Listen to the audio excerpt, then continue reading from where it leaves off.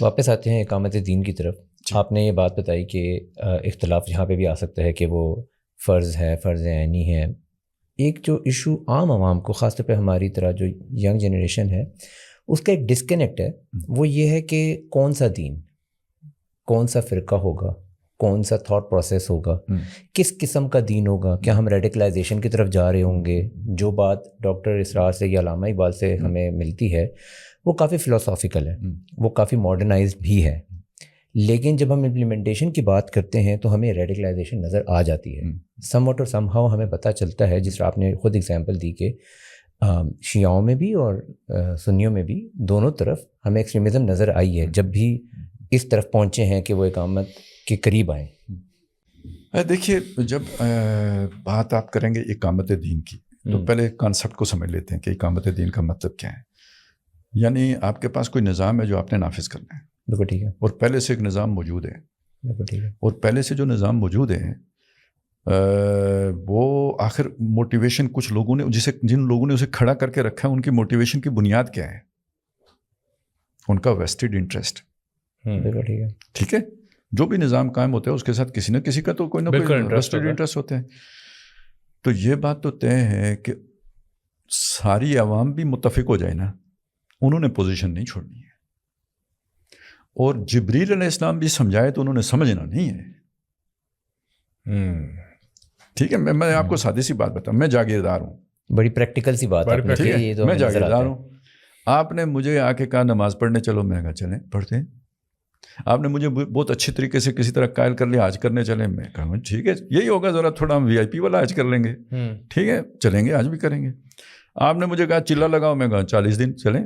ادھر مجھے شوق چڑھ گیا، 4 مہینے کے لیے چلا گیا. زندگی دے دی، کوئی مسئلہ نہیں ہے، سب کروں گا. لیکن جب بات آئے گی نا اس بات پہ کہ جناب وہ بیٹی کو وراثت میں سے حصہ بھی دینا ہے، جائیداد بانٹ کے اس کو دینی ہے، اب یہاں میرے اور اسلام کا جھگڑا شروع ہو جائے گا. بھائی یہ والا اسلام مشکل ہے. اور اگر میں اسلام یہ والا اپلائی کرنے کی کوشش کروں گا، مجھے خاندان نکال دے گا.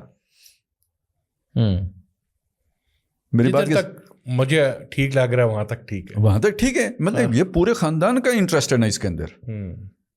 یہ صرف میرا مسئلہ نہیں ہے، یہ تو میں تو خاندان سے بغاوت کر رہا ہوں جب میں اس سطح پہ آؤں گا. آپ کا وہ جولری بازار ہوتا ہے نا، ادھر وہ ان کے اصول ہے، عجیب و غریب اصول ہے. جو وہ دیتے ہیں بیچتے ہیں تو وہ سونا ہوتا ہے، جب لیتے ہیں کہتے ہیں نہیں اس میں کھوٹ بھی تھی. مطلب پکا اصول ہے، بے شرم اصول موجود. ایسے ہی آپ جولر ہیں، آپ چلا لگائیں، آپ 40واں لگائیں، جو مرضی کرتے رہیں، آج کریں جو مرضی کریں، نو پرابلم. لیکن اگر آپ یہ اصول توڑیں گے تو آپ کو بازار سے اکھاڑ کے باہر پھینک دیا جائے گا. بالکل ایسے ہی. ٹھیک ہو گیا. اب اسے لے کے آ جائیں تو جن کے ویسٹڈ انٹرسٹ ہوتا ہے سسٹم کے اندر، وہ کبھی جگہ نہیں چھوڑتے. تو یا تو آپ اقامت دین کی بات ہی نہ کریں، اور اگر آپ نے اقامت دین کی بات کرنی ہے تو یہ بہرحال کسی نہ کسی مرحلے پہ جا کر یہ کانفلکٹ کی صورت تو بنتی ہے. کبھی ہوگا یہ کانفلکٹ. میں صرف ابھی نظریاتی بات کر رہا ہوں، اور میں آپ کو ثبوت دے رہا ہوں کہ اگر یہ بغیر کانفلکٹ کے ممکن ہوتا تو محمد الرسول اللہ صلی اللہ علیہ وسلم جو رحمت للعالمین ہے، وہ کسی مسلمان تو خیر بہت بڑی چیز ہے، کسی کافر بھی انسان بہت بڑا ہے، کسی چڑیا کا خون بہانا بھی پسند نہ کرتے. گہری بات کر بہت منیمائز ہوا ہے، بہت آپ فرانس کے مقابلے میں دیکھیں تو کچھ بھی نہیں ہے، رشیا کے مقابلے میں دیکھیں تو آپ کہیں گے یہ تو بلڈ شیڈ ہوا ہی نہیں ہے. لیکن بہرحال دیکھیں صحابہ بھی شہید ہوئے ہیں، دوسری طرف بھی لوگ مارے گئے ہیں، تب جا کے ہوئے ہیں. البتہ اب میں آپ کو یہ بات بتاؤں، میری اس بات سے آپ اگر یہ نتیجہ نکالیں کہ جیسے اب ہم ادھر خونخوار لوگ دیکھتے ہیں، وہ کہیں کہ خون خرابہ ہوگا تو کام ہوگا. وہ نبی صلی اللہ علیہ وسلم نے ہمیشہ خون خرابے کو روکا ہے، اس سے منیمائز کرنے کی کوشش کی ہے، اسے اوائڈ کرنے کی کوشش کی ہے.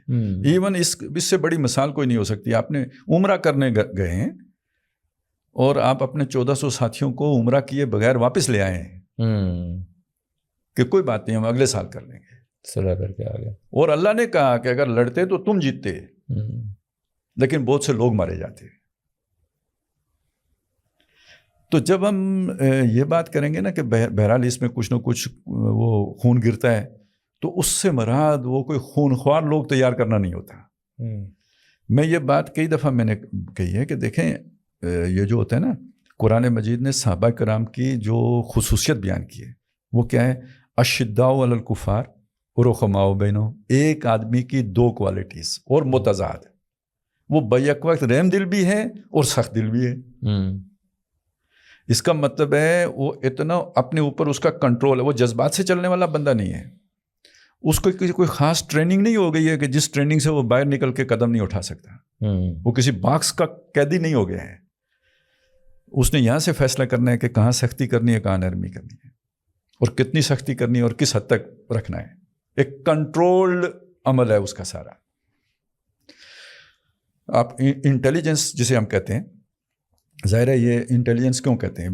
ان کے اندر ذہانت بھی ہوتی ہے. یہ بڑے چند یعنی دیکھ بھی لیتے ہیں اور چند الفاظ میں بیان بھی کر دیتے ہیں. جب مسلمان ایران پر حملہ آور ہوئے تو جو ایرانی انٹیلیجنس تھی نا، اس نے جو جا کے رپورٹ دی ہے وہ بہت دلچسپ ہے. کہ جاؤ بھائی دیکھ کے آؤ کیسے لوگ ہیں، کن سے لڑنا ہے. مطلب وہ جیسے آپ معلومات لیتے ہیں تو وہ جو جا کے جاسوس نے رپورٹ پیش کی ہے نا رستم کو، جو جنرل تھا، ہم رہبان باللیل و فرسان بالنہار. اس نے کہا یار عجیب ہی لوگ ہیں، یہ رات کو راہب ہوتے ہیں، دن کو شاہ سوار ہوتے ہیں. یہ کوالٹی تاریخ انسانی میں اس سے پہلے نہ کبھی ایک انسان میں دونوں خصوصیات جمع ہوئی ہیں، نہ بعد میں ہوئی ہیں. کیونکہ جو رائب ہوتا ہے وہ دن کو بھی رائب ہی ہوتا ہے، اور جو فوجی ہوتا ہے تو وہ تو رات تو اس کی رنگین ہوتی ہے، اور جو علاقے فتح کر لیں وہاں عزت کسی کی محفوظ نہیں رہتی. یہ وہ مخلوق آئی ہے، یہ رات کو رائب ہوتے ہیں، دن کو یہ لڑاکے ہوتے ہیں.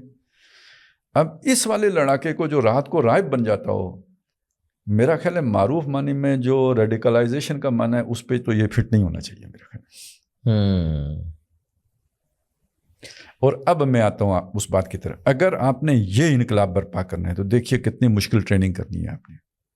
میری بات کو سمجھیں، میں کوئی دھوکہ دینے کے لیے، صرف چکر دینے کے لیے یہ ساری بات نہیں کر رہا. میں اسی کے ساتھ کمیٹڈ ہوں. اس لیے یہ کہہ رہا ہوں کہ آپ کی تو پھر اسپیشل آڈینس ہوگی، باشعور لوگ آپ کی آڈینس ہوگی. آپ ان کو لے کے اپنے ساتھ چلیں گے. بالکل صحیح کہہ رہے ہیں. ٹھیک ہے نا. اگر آپ نے جذباتی آڈینس اپنے ساتھ رکھ لی ہے تو وہ تو پھر وہ والی چیز بنیں گے. اگر اس کے ساتھ آپ اقامت دین کا تصور لے کے آئیں گے، خونخوار لوگ بنیں گے، جیسے کہ وہ دہشت گردی اس سے جنم دے گی. بالکل.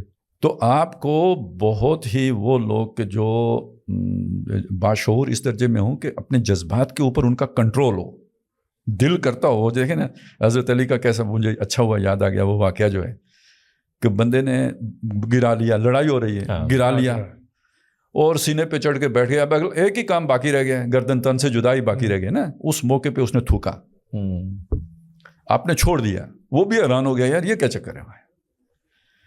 تو آپ نے فرمایا پہلے میں صرف تمہیں اللہ کے لیے قتل کر رہا تھا، اب جو تو نے تھوکا مجھے غصہ آیا، میرا ذاتی انتقام بھی بیچ میں شامل ہو گیا ہے، میں نے چھوڑ دیا تجھے.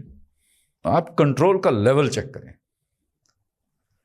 اب یہ والی تربیت آپ کہیں ناممکن ہے، ٹھیک ہے، لیکن میں اس ناممکن کی جدوجہد کرنے کا مکلف ہوں. یہ اتنی ہی مشکل ہے. اتنی مشکل ہے، بے شک مشکل ہو، لیکن مجھے جب میں انقلاب کی بات کروں گا تو ان افراد کو تیار کرنے کی بات کروں گا. کیسے ممکن ہے؟ آج کل تو ممکن نہیں نظر آتا سر جی. لیکن اس کے بغیر آپ اگر یہ سوچتے ہیں نا کہ وہ نظام قائم ہو جائے جس میں امن ہو، ریاست ماں جیسی ہو، وہ یہی لوگ قائم کر سکتے ہیں. کیا باقی صرف دھوکہ ہوگا. آپ کو لگتا ہے کہ آج کل جنہوں نے یہ کہا نا ریاست ماں جیسی ہے، دھوکہ ہے یا نہیں ہے؟ ریاست ڈائن ہے، ایسی ہے. آج کی کوئی ریاست ماں جیسی ہے؟ ڈائن ہے ساری. ایپسٹین جزیرے چلاتے ہیں، کنٹرول، بلیک میلنگ، چیزیں بہت کچھ ہو رہا ہے. ٹھیک ہے، ڈائن ہے. یہ دیکھیں نا ابھی اپنے پیٹرول، ان کے لیے پیٹرول مفت، عوام کے اوپر جو ہے نا وہ اور مزید کے مزید پہاڑ. وہ کہتے ہیں نا سزا عوام کے لیے ہوتی ہے. سزا عوام کے لیے. تو ریاست ماں جیسی تو نہ ہوئی نا. ایسی ہے. تو ماں جیسی ریاست کون سے لوگ بنا سکتے ہیں جو اس درجے میں جن کی ٹریننگ ہوئی. تو ہم نے اگر زندگی کسی مطلب دیکھیں نا آپ، کوئی زندگی کوئی ایسی شے تو نہیں ہے کہ جذبات کی نظر کر دی جائے. لیکن سر اس کو نا ایک آئیڈیل پھر ایسا ہی ہونا چاہیے نا جس کے ساتھ آدمی ٹائم لگائے تو مزہ بھی آئے.